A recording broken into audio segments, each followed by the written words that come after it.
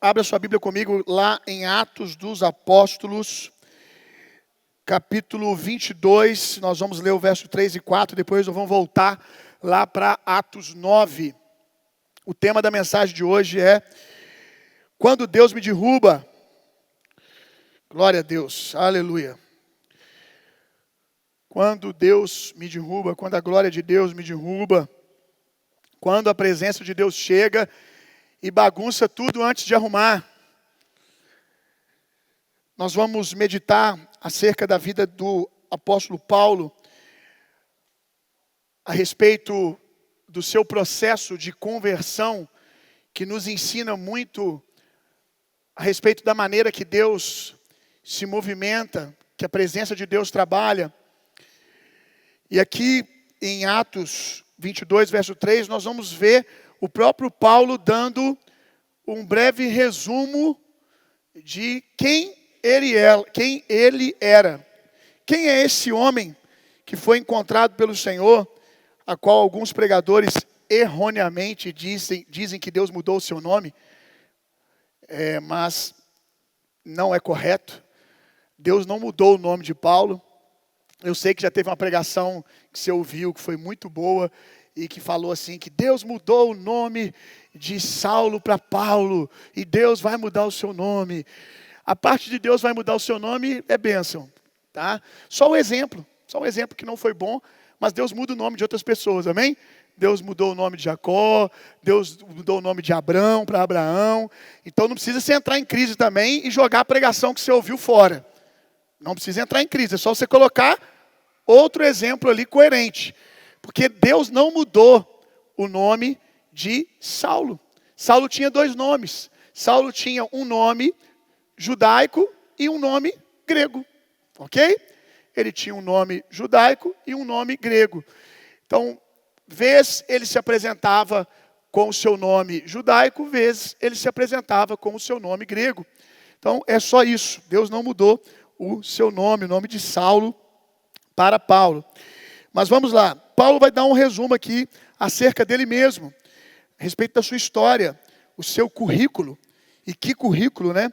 Então Paulo declarou: sou judeu, nascido em Tarso, da Cilícia, mas criado nessa cidade. Fui educado rigorosamente na lei de nossos antepassados, aos pés de Gamaliel. Gamaliel foi um grande teólogo da época, provavelmente o maior ou um dos maiores. É como se você hoje fosse discipulado pelo maior expoente da teologia nos nossos dias. Hoje, nos nossos dias, nós temos muitos bons teólogos. E aí fica até difícil você destacar um só, destacar três. Pastor, não tem tantos assim. Tem sim, irmão. Você que está vendo a fonte errada. Tem muita gente boa por aí. É porque você só fica vendo meme de internet. Mas tem muita gente boa por aí. Então, Gamaliel, ele naquela época não tinha tantos teólogos no nível de Gamaliel. Ele recebe um grande destaque. Gamaliel foi esse grande teólogo que Paulo foi discipulado aos pés dele. Andava com ele desde pequeno, para cima e para baixo, sendo tão zeloso por Deus, assim como estáis sendo vós neste dia. Perseguiu os seguidores do caminho até a morte, algemando tanto os homens quanto mulheres, jogando-os no cárcere. Paulo, antes de Jesus, ele era um feroz perseguidor da igreja. E achando que estava fazendo a coisa certa, que estava adorando a Deus, achando que estava agradando ao Senhor, sem uma revelação da palavra em Cristo Jesus, preso na lei, estava ali perseguindo os cristãos, consentiu com a morte de Estevão, e foi naquele dia que Estevão tombou que Deus levantou o apóstolo Paulo. Que coisa linda. Toda vez que um se vai, Deus levanta outro. A obra dele nunca vai parar, meu irmão. Como disse imperadores na história da igreja, dando testemunho acerca da igreja, o sangue dos mártires é como adubo. Quanto mais a gente persegue, quanto mais a gente mata cristão, mais cristão brota. Ninguém pode parar, porque essa obra não é de Estevão, essa obra não é de Paulo, essa obra não é minha, essa obra não é sua, essa obra é de Deus, amém? E quem poderá contra o braço forte do Senhor? Então, Paulo perseguia ferozmente os cristãos, achando que estava fazendo a coisa certa. De repente, um dia, ele se depara com a glória de Deus. Aí nós vamos ler agora Atos 9, vamos lá. Atos 9, a partir do verso 1.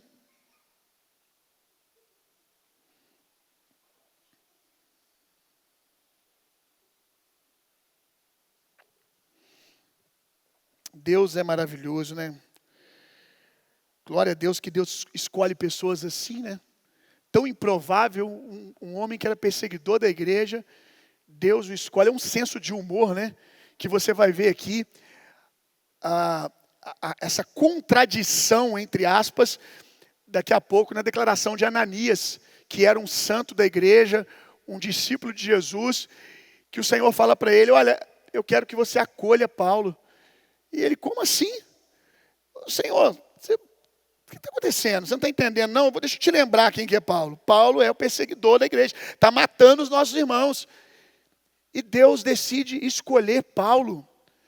Será que nós estamos prontos para ver Deus escolher pessoas improváveis mesmo? Ou improvável é só aquele cara que bebia agora e dava trabalho lá na sua família? Isso que é improvável para você? Olha a régua de Deus, hein? Olha a régua de Deus do que é improvável para Deus. Até onde a graça de Deus pode ir, meu irmão. Não é à toa que a Bíblia chama essa graça de escândalo. E ela é escândalo para nós. Escândalo para nós. Olha, se não é no espírito, como Ananias você vai ver aqui, a gente não consegue acolher essas coisas não. A mente da gente fica ofendida, a mente da gente não compreende. Aí o Senhor tem que vir, porque a gente tem que andar no espírito e visitar mesmo. Como assim Deus vai usar quem nos matava? A graça de Deus é um escândalo. Então nós precisamos muito, irmãos, como igreja, andarmos muito no espírito, para que a gente possa corresponder à expectativa de Deus acerca das pessoas que Deus quer encontrar. Olha, se a gente andar no espírito e for violento no espírito, a nossa vida como igreja fica muito desconfortável. Vou dizer de novo, se a gente andar no espírito, ouvindo a voz do espírito, amadurecer nisso e ficar violento no espírito, a nossa vida como igreja fica muito desconfortável para a nossa alma. Porque Deus bagunça mesmo.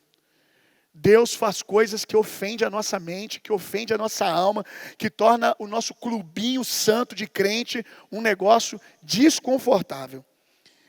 Por isso que talvez a gente fica pedindo avivamento, e não que a gente não esteja vivendo o início de eu acredito que a gente está dentro de algo que Deus está fazendo nesses dias, mas talvez a gente queira a plenitude de um avivamento, mas a gente não está pronto. A gente quer, mas não quer, porque a gente não sabe o que a gente está pedindo. Eu me lembro que uns dias atrás eu fui numa igreja ministrar, e aconteceu um mover do Espírito Santo muito intenso lá. Muito intenso. Eu tinha acabado de pregar, e a igreja começou a cantar uma canção ao Senhor, não me lembro qual, mas era um refrão muito simples, e eles ficaram mais de 1 hora, sem nenhum instrumento ligado. Nenhum, não tinha nem pad no teclado. O louvor parou, e a igreja continuou, e gente sendo cheia do Espírito Santo para todo lado, gente tendo experiência, gente rindo, gente chorando, gente de joelho, gente sentado contemplando a presença, gente lendo a Bíblia. Ficou um ambiente de céu. E ninguém precisava puxar a música. Não parava. E aí, de repente, um líder preocupado com o horário, com as demandas, foi lá e encerrou o culto. Aí eu fui para a casa dos pastores comer, aí sentei na mesa, a pastora olhou para mim, dentro dos meus olhos, a gente estava falando sobre a presença de Deus no culto, ela olhou nos meus olhos e falou assim: pastor, a gente está pedindo algo, já tem um tempão. A gente aqui na nossa igreja, a gente faz toda semana, já tem há anos que a gente ora por um avivamento. E ela começou a chorar, irmão. Eu nunca vou esquecer daquela cena.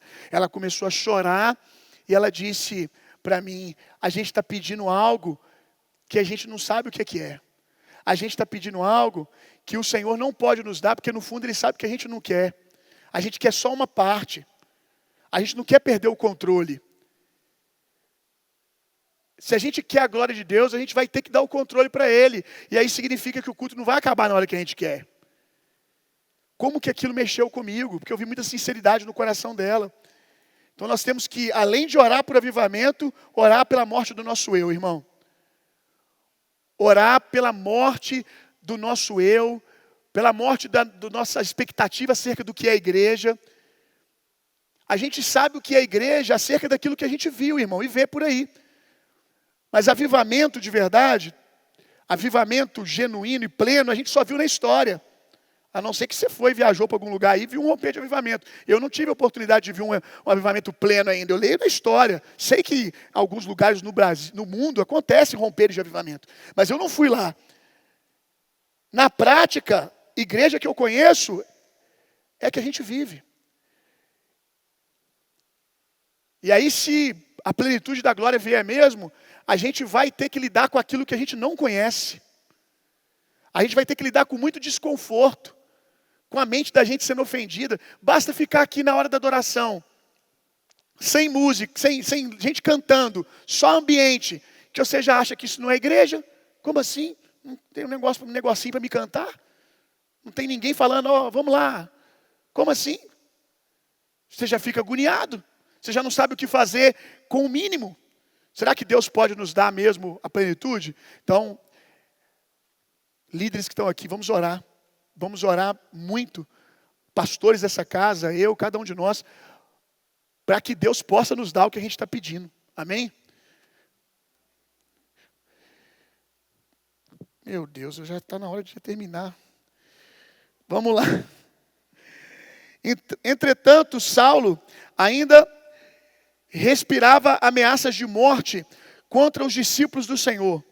Dirigindo-se ao sumo sacerdote, pediu-lhe cartas para as sinagogas de Damasco, de maneira que, eventualmente, encontrando ali homens ou mulheres que pertencessem ao caminho, como a igreja era chamada naqueles dias, o povo do caminho, estivesse ele autorizado a conduzi-los preso a Jerusalém. Entretanto, graças a Deus por esse entretanto, Deus interrompeu os planos de Paulo. Aleluia. Que esse entretanto aconteça na sua vida de tempo em tempo, meu irmão. Durante sua viagem, quando se aproximava de Damasco, subitamente, do nada, de repente, uma intensa luz vinda do céu resplandeceu ao seu redor. Então ele caiu por terra e ouviu uma voz que lhe afirmava: Saulo, Saulo, por que me persegues? Ao que ele perguntou: quem é, Senhor? E ele disse: eu sou Jesus, a quem tu persegues. Contudo, levanta-te, entra na cidade, pois lá alguém te revelará o que deves realizar. Os homens que acompanhavam Saulo na viagem caíram emudecidos. Podiam ouvir a voz, mas ninguém viam. Saulo ergueu-se do chão e, abrindo os olhos, não conseguia ver coisa alguma. Então, guiado pela mão, foi conduzido até Damasco. Por 3 dias esteve cego, durante os quais não comeu e nem bebeu coisa alguma. Primeira coisa que nós vamos ver aqui no texto é o testemunho que as Escrituras dão a respeito do caráter de Saulo, de Paulo, antes da sua conversão. Diz que ele era como um homem imparável acerca da perseguição da igreja. O texto diz assim, verso 1, Saulo ainda respirava ameaças de morte. Aqui no original, dá para nós o sentido de uma fera perseguindo a sua presa. Aqui é como quando a gente fala assim, estou bufando de raiva. Era Paulo antes da sua conversão, acerca daqueles que eram do caminho. Ele era enfurecido. A palavra aqui no original, para quem quiser anotar, é a palavra limainomai. Limainomai, quando fala aqui que ele respirava, que ele respirava o desejo de perseguir, de encontrar cada um dos cristãos, que quer dizer partir ao meio, como uma presa que caça. Paulo até aqui era um caçador, mas esse caçador está para encontrar uma fera maior do que ele. Esse caçador está prestes a encontrar esse homem violento na carne, violento no pecado, está prestes a ser caçado, meu irmão. Um dia da caça, o outro do caçador. Agora quem vai perseguir ele é o leão da tribo de Judá, é a glória de Deus. Mas esse era o testemunho que a Bíblia dava sobre ele, até que, de repente, ele se encontra com uma luz, com uma manifestação da glória de Deus. Jesus se apresenta a ele e aí ele vai ao chão. O que a gente aprende aqui com isso? Nós aprendemos que quando a glória de Deus chega, nem sempre ela chega para primeiro colocar as coisas no lugar. Muitas vezes, para colocar as coisas no lugar, a glória de Deus vai ter que bagunçar a sua vida, te tirando do centro da sua vida, tirando você do trono do seu coração. Quando Saulo cai aqui, é um símbolo para nós do que Deus estava fazendo no coração dele. Deus estava tirando ele do senhorio da sua própria vida. Então, a vida de Paulo, aparentemente começou a virar uma bagunça. Ele via e agora ele não está vendo mais. A glória de Deus chegou e começou a tirar as coisas. Mas a verdade é que sempre que a glória de Deus se manifesta e ela parece estar tirando as coisas no lugar, na verdade, ela está colocando as coisas no lugar que elas sempre deveriam ter estado. Talvez você está vivendo um tempo de manifestação da presença de Deus, que pastor, eu sei que Deus está na minha vida, eu sei que eu estou vivendo um fluir de Jesus na minha vida, mas eu também sei que quanto mais eu mergulho na presença, mais as coisas parecem sair do lugar. Glória a Deus por isso, meu irmão. Glória a Deus, aquele que começou a boa obra é fiel e justo para terminar. Se Deus está tirando do lugar, Ele vai colocar as coisas no seu devido lugar. Qual que é a melhor coisa você fazer? Não botar a sua mãozinha. Confiar e descansar na presença de Deus. Deixar a glória de Deus que começou, terminar o que ela começou. Não volte a se assentar no trono do seu coração. Como eu já ensinei aqui, quando a luz chega, há quem diga que a minha vida piorou depois que eu me converti. Não, não é que a sua vida piorou, não. É que a luz chegou e agora você está vendo a bagunça que sempre teve aí. Conhecimento chegou e coisas que você aceitava antes como normal, que não é o padrão divino, não é o padrão do reino, agora você está vendo que isso aí, que você chamava de vida, era uma bagunça. É porque a luz chegou e ela está denunciando uma bagunça que você não via antes. Confia na presença. Atos dos Apóstolos 26, 14. Paulo vai dar aqui mais um testemunho acerca da sua conversão. E caindo todos nós por terra, ouvi uma voz que me falava em aramaico: Saulo, Saulo, por que razão me persegues? Aqui, primeiro ponto que a pergunta é: Paulo perseguia Jesus? Sim ou não? Vou te responder, não. Paulo não perseguia Jesus. Jesus não estava na terra. Paulo perseguia a igreja. Aí aqui nós vemos que para Deus o seu corpo e a cabeça é um só. Paulo estava perseguindo os discípulos. E Jesus tomou a afronta para si, porque ambos são um. É como eu ensino para vocês na ceia, a aliança é isso. Aqueles que vêm contra nós, vêm contra o Senhor, porque nós somos um com Ele. Deus levou para o pessoal. E Deus diz: por que você me persegues? Agora olha isso aqui. Porquanto resistires aos aguilhões, porquanto resistires aos aguilhões, só te causará sofrimento. O que é um aguilhão?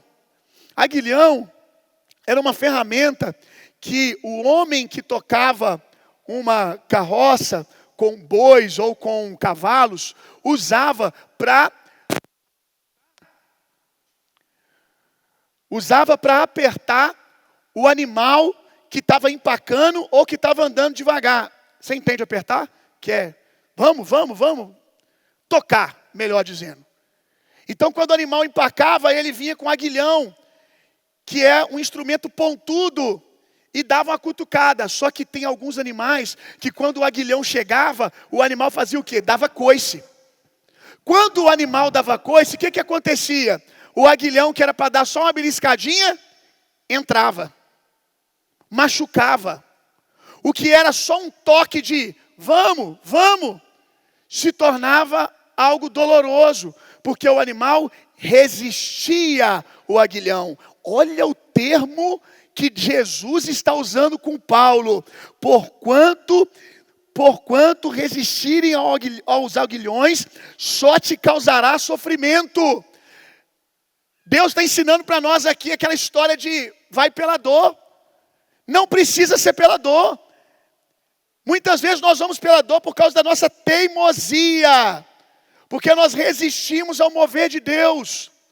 Tem muita gente que está sofrendo porque é teimoso, porque é desobediente. O Senhor está dizendo para Saulo, para de resistir, deixa eu fazer. Seu coração tem fome da presença. Para de resistir, para de querer me procurar do seu jeito, fazer da sua maneira. Saulo procurava a Deus segundo a lei. Encontrar Deus segundo a sua maneira. Mas a religião é o homem tentando encontrar Deus à sua maneira. O evangelho é Deus se apresentando ao homem. É Deus se apresentando a nós. Você não vai encontrar Deus do seu jeito, você tem que submeter a sua palavra. Assim como uma moça que você está conquistando, não adianta você querer servir ela do jeito que você quer, se ela não se sente amada daquela maneira. Relacionamento, cabe você ouvir o outro para servir.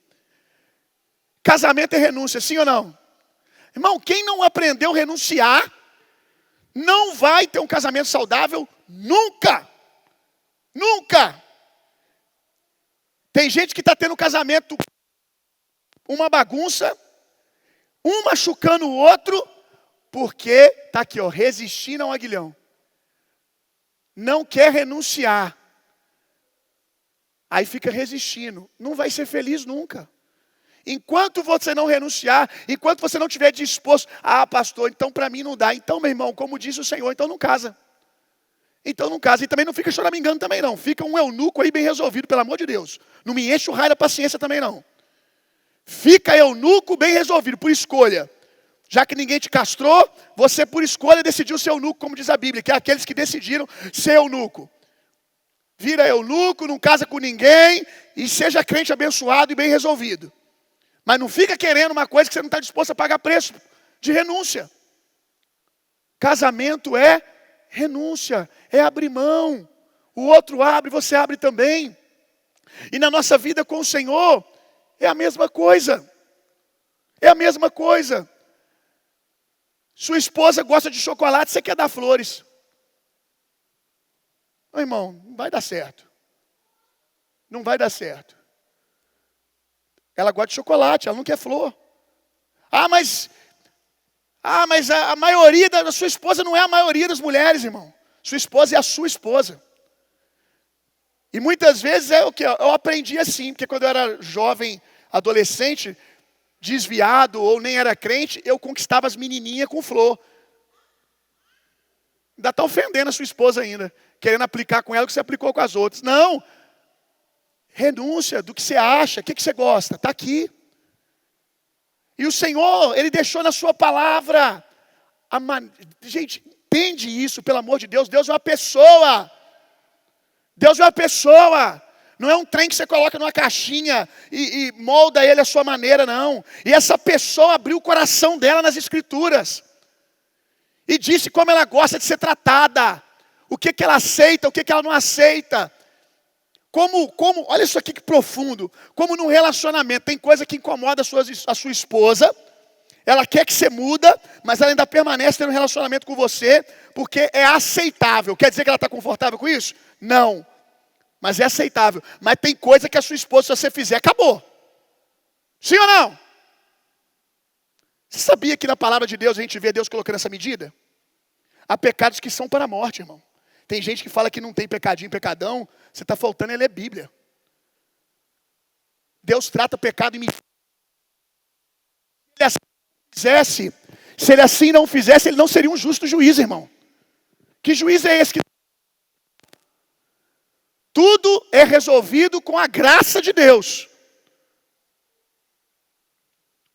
Mas há pecados diferentes. Há coisas na sua caminhada que incomoda a Deus. E que Ele rotineiramente está falando com você na expectativa que você mude. Mas não te leva a ser um apóstata. Mas tem coisas, rotas que se você tomar, o Senhor irá virar as costas para você. A Bíblia diz que Ele resiste ao orgulhoso. Então, Ele é uma pessoa. Deus é uma pessoa. E você quer entender essa pessoa. Você quer conquistar a menina, mas você não quer saber nada sobre ela. Vai perguntar às amigas. Vai perguntar quem está em volta. Vai perguntar aos amigos do cara. O que ele gosta. Vem para as escrituras. Vem saber como Deus é. Deus tem personalidade. Tem coisa que irrita mais Ele. Tem coisa que irrita menos. Você sabia disso? Tem as coisas que irritam Ele. Ele diz, uma me irrita mais do que todas as outras. Os irmãos que ficam colocando contenda. Olha só que coisa linda. Eu não quero falar sobre isso agora. Eu estou te mostrando que Deus é uma pessoa, irmão. Uma pessoa. E você tem que descobrir como é essa pessoa, para que você possa interagir com ela. E renunciar. E renunciar para parar de sofrer. Tem gente que está sofrendo porque está teimoso. Porque está tentando namorar do seu jeito. Porque está tentando construir casamento do seu jeito. Tu já sabe que você se machuca e machuca os outros. Para de teimar. Faz negócio do jeito errado. Faz negócio sem observar princípios. Vive igreja sem observar princípios. Se machuca com a igreja por quê? Tem gente que é machucado pela maldade dos outros, mas tem gente que é machucado pela própria ignorância. Que se lesse só Paulo. Só lê Paulo, irmão. Só lê Paulo que eu duvido que você vai cair em lorota de pastor abusador. Que usa a lei de Deus para poder controlar os outros. Duvido que você vai cair. Mas não lê. Então vai ficar sofrendo. Cada área da nossa vida de sofrimento denuncia uma ignorância. Ah, pastor, dá trabalho demais conhecimento. Bota na balança aí, tudo na vida dá trabalho, irmão. Vê qual trabalho que você quer ter. Tudo na vida envolve investimento. Ficar do jeito que está também dá trabalho. Decide qual trabalho que você vai ter. Ficar solteiro dá trabalho, que se não der, você não estava reclamando aí toda hora. Casado dá trabalho também. Decide qual trabalho que você quer ter, irmão. Passar numa boa faculdade, crescer no seu negócio, dá trabalho, sim ou não? Vai ficar do jeito que você está, também está dando, senão você não estava reclamando. Decide qual trabalho que você quer ter. E vai, irmão. E não vai faltar graça de Deus para você, força de Deus, poder de Deus. Toda vez que você for na direção da palavra, vai ter poder. Vai ter favor. Vai ter cura, quando você precisar de cura para levantar o seu ânimo. Glória a Deus. Pastor, você está bravo? Estou não, eu amo a sua vida, irmão. Estou não, fica tranquilo. Olha só. Paulo, quando ele é tocado pela presença de Deus, ele faz uma pergunta. E essa pergunta é a pergunta necessária, que é um sinal de uma conversão. O que queres? Esse é o grande sinal de uma conversão. Quando, depois de tomar o impacto da glória de Deus, isso pode ser tanto da conversão no sentido do primeiro nascimento, quanto das conversões diárias. Que de tempo em tempo a gente tem uma visitação da presença de Deus, a gente lê um texto que fala conosco. O que determina a conversão não é a experiência que vem do alto, mas é a resposta que eu dou para ela. Vamos lá? O que determina a conversão não é a experiência que vem do alto, mas é a resposta. A experiência mostra para nós a vontade de Deus, que é alcançar o nosso coração. Mas a conversão só vai acontecer quando você convergir. Quando você, porque sofreu um impacto com a presença de Deus, Saulo caiu. Igual um monte de gente da igreja. Cai. Tem gente que é fácil, né? Para Deus. Tem gente que sopra o vento do Espírito. Eu tenho um recalque assim com essas pessoas que eu acho bacana mesmo. Eu acho bacana. Tem gente que a presença de Deus vem, eu não tive perna mais. Tem gente que cai. Cadê a Jane? A irmã Jane. Quem conhece a irmã Jane sabe que Deus não sopra não. Deus respira, ela cai.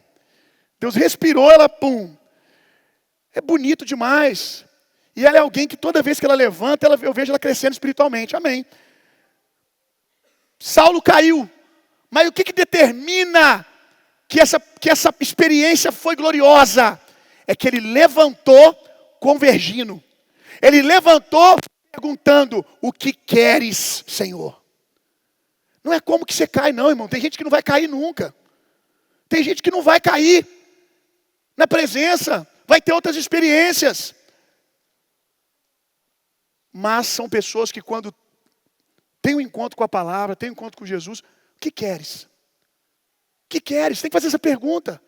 O que queres? Saulo faz essa pergunta, o que queres? O que eu faço para te agradar? Um convertido, ele quer agradar a Deus. A nossa natureza de pecado, o quê? Agradar a carne. O que mudou, gente, quando nós nos convertemos? Nós paramos de pecar 100%? Sim ou não? Então, se tem alguém que vai falar assim aqui, ou você vai orar por nós, ou nós vamos orar por você. Tem alguma coisa errada. Você não parou de pecar 100%, mas o que mudou? A sua natureza. Sua natureza. Você tinha prazer em pecar. Você tinha prazer nas obras da carne. Agora, quando você comete elas, o Espírito Santo está dentro de você, te convence do pecado, do juízo, da justiça. O seu homem interior se remexe lá dentro. Não é para mim esse negócio. O que eu estou arrumando? Aquele pecado que antes, quando você terminava ele, você tinha prazer. Quando você peca depois de convertido, por exemplo, pecados de ordem sexual, você vive a dualidade da sua carne satisfeita, mas uma insatisfação no seu homem interior. Você entra em conflito. Tem gente que começa a chorar. Aí a namorada, às vezes, o cara se converte hoje, vem num culto aqui, já vi isso inúmeras vezes, isso é muito lindo. O cara se converte hoje aqui. E ninguém ensinou para ele como é a relação de namorado bíblico. Sexualidade, ninguém ensinou. Ele só ouviu sobre Jesus e entregou a vida dele a Jesus. Aí ele vai para o outro dia, amanhã, e sai com a namorada, e faz o que ele sempre fez. Ninguém ensinou para ele. A mente não renovou ainda. Aí ele transa com a namorada. Aí começa a chorar. Aí a namorada acha que ele virou gay. Você foi para a igreja, você virou gay. Eu já ouvi um monte de história assim, cara ligando desesperado. Pastor, estou virando gay depois que eu fui para a igreja. Aí tem que explicar para ele. Pastor, me deu uma tristeza. Pastor, fui para o bar, fazer o que eu sempre fiz, não consigo mais, me deu uma tristeza. O que está acontecendo? A natureza mudou, irmão. A natureza de antes. O que você está querendo, pecado? Que eu vou fazer? A natureza do Espírito, a natureza do salvo. Eu quero agradar o Senhor. O que queres que eu te faça? É um desejo constante de buscar uma maneira de agradar a Deus. Amém, irmãos? Aleluia! Ore, meu irmão, ore. Sempre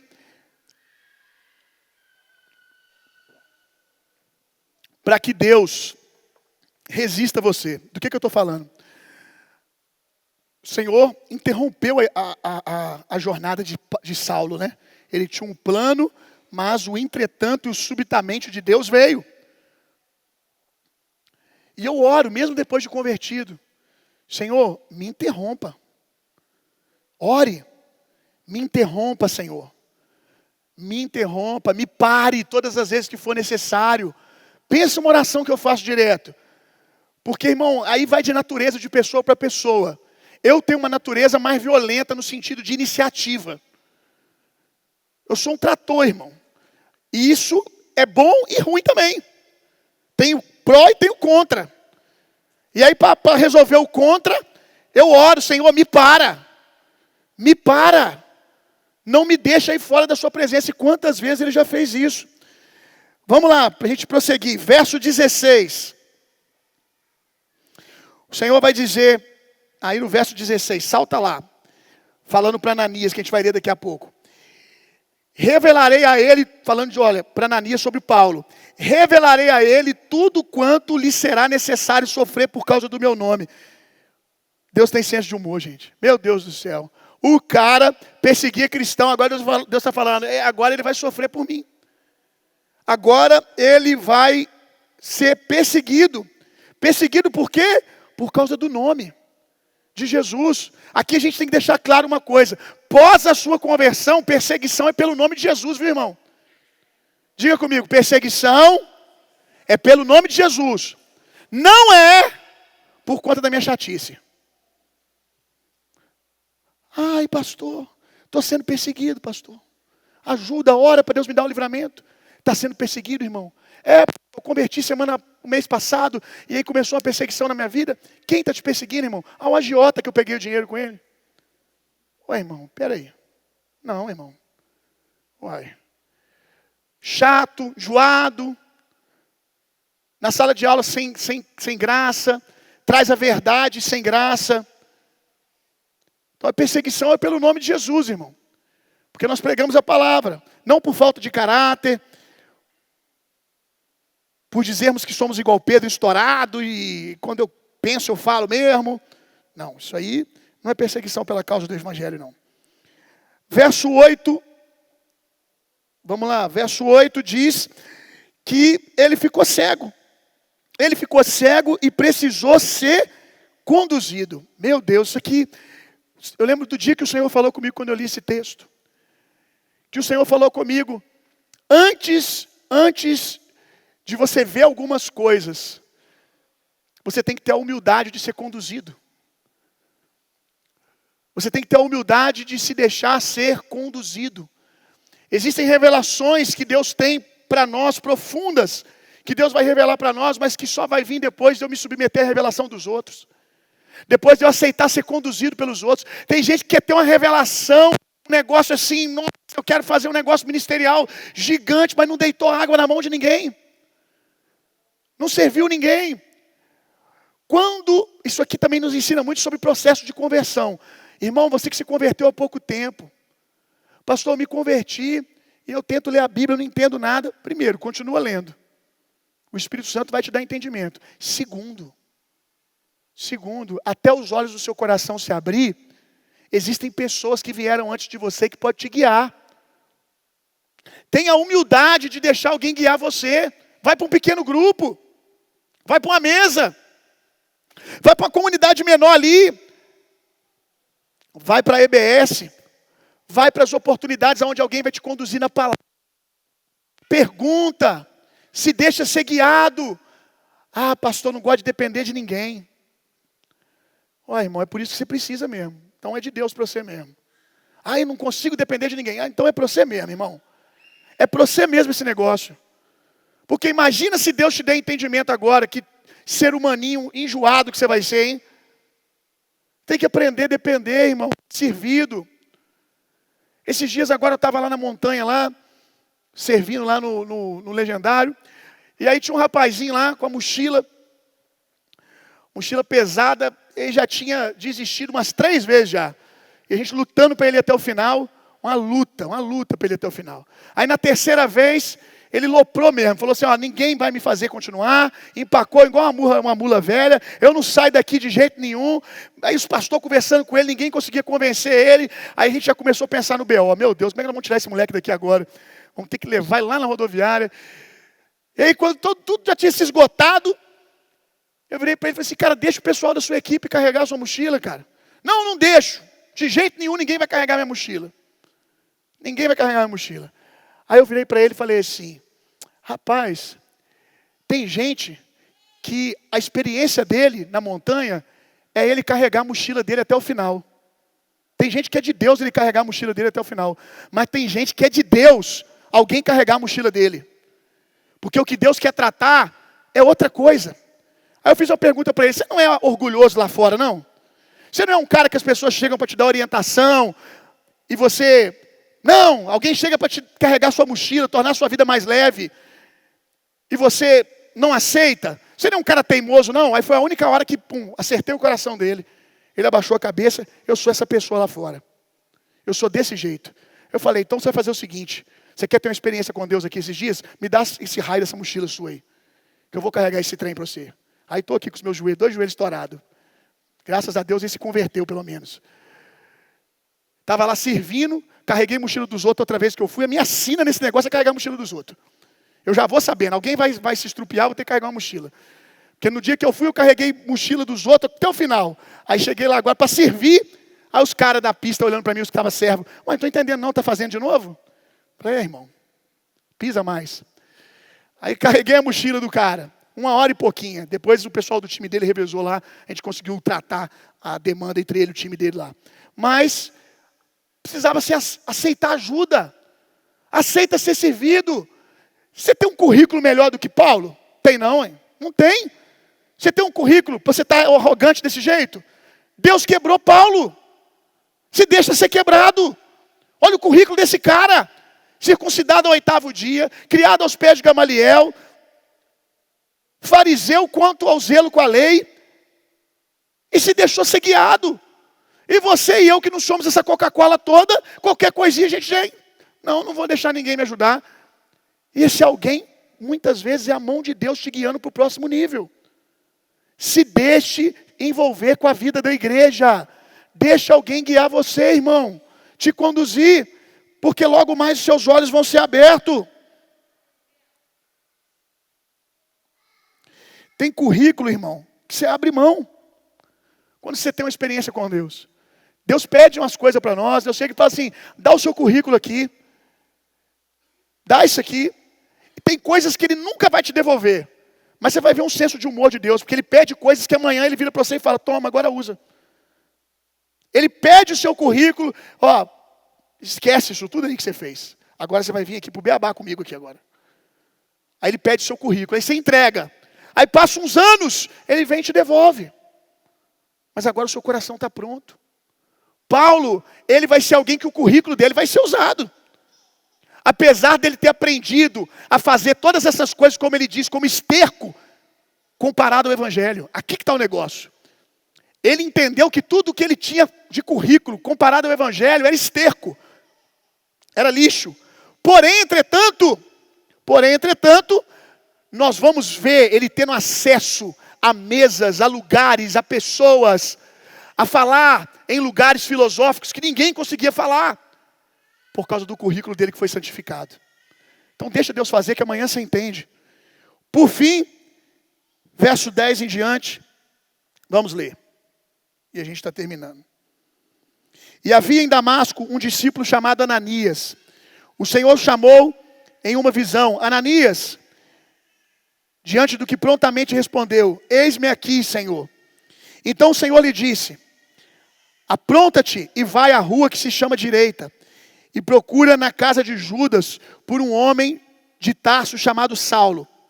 Eis que ele está em oração nesse momento, e acaba de ter também uma visão na qual um homem chamado Ananias se aproxima e lhe impõe as mãos para que volte a enxergar. Todavia, olha isso aqui, Ananias replicou, Senhor, tenho ouvido uns negócios desse cara aí.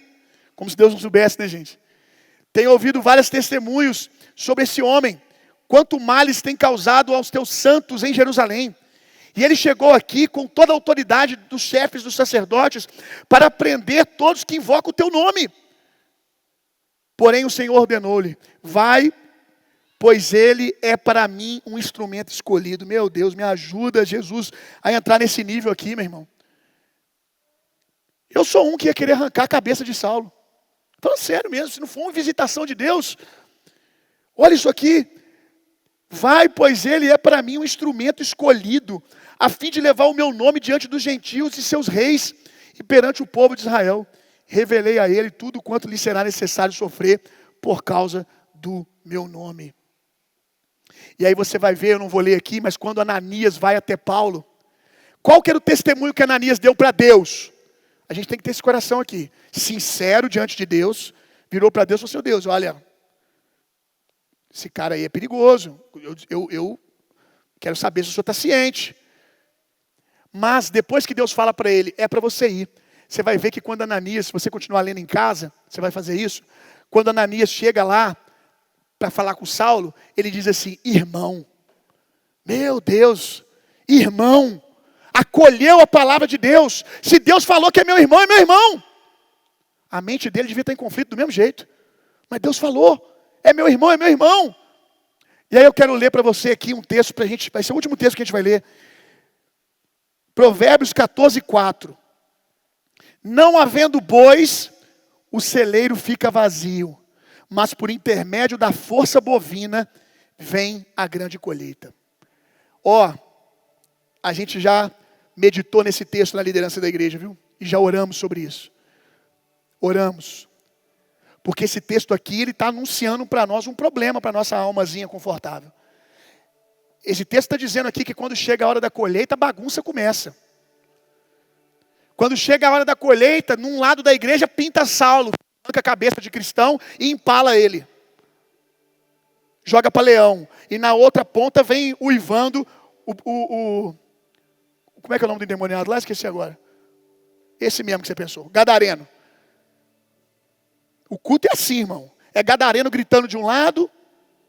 É prostituta lá no fundo. É Saulo matador de cristão aqui. E nossa vidinha tranquila? Como é que fica? Como é que fica? Fica Deus virando para nós e falando assim, ó.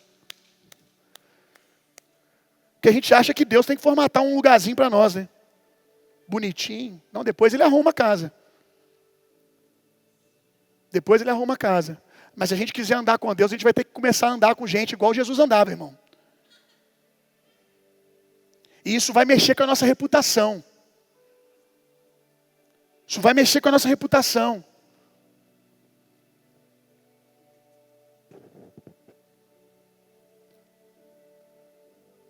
E a gente se preocupa muito com a nossa reputação.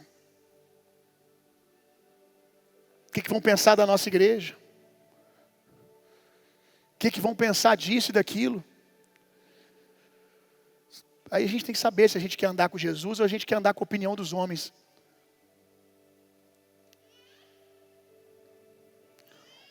Quando é tempo de colheita, avivamento é tempo de colheita.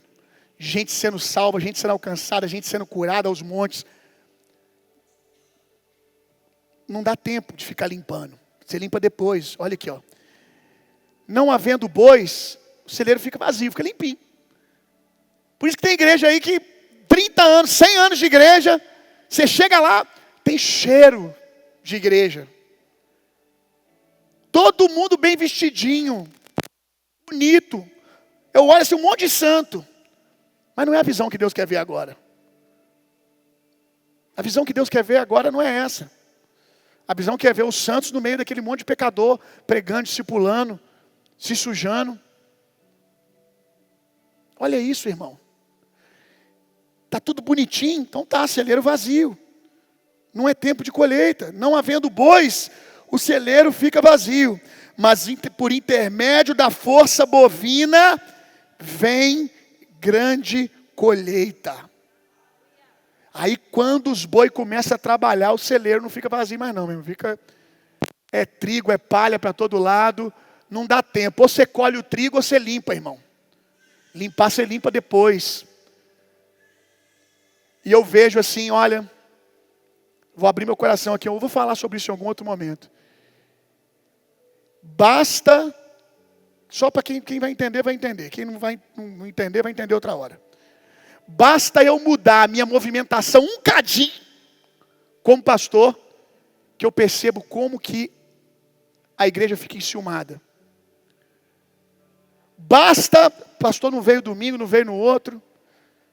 Mudei um pouquinho, alguma coisa que eu estou fazendo, não estou fazendo de outro jeito. Basta você não conseguir entender em primeiro momento o que eu estou fazendo. Que alguns irmãos já ficam incomodados e enciumados. Imagina só se a glória de Deus vier no nosso meio, aonde ela vai vir para ofender você, não vai vir para ofender eu. Hein, irmão? Oramos para que o Senhor nos dê um coração como Ananias. Um coração capaz de submeter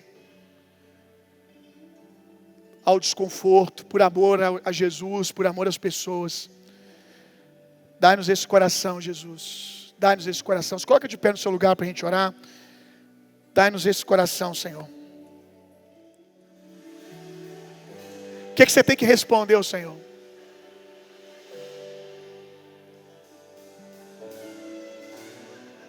Desiste não, meu irmão.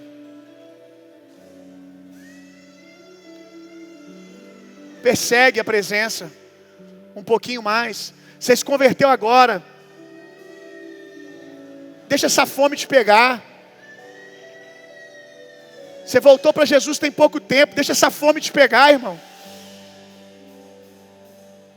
Você foi numa mesa da igreja.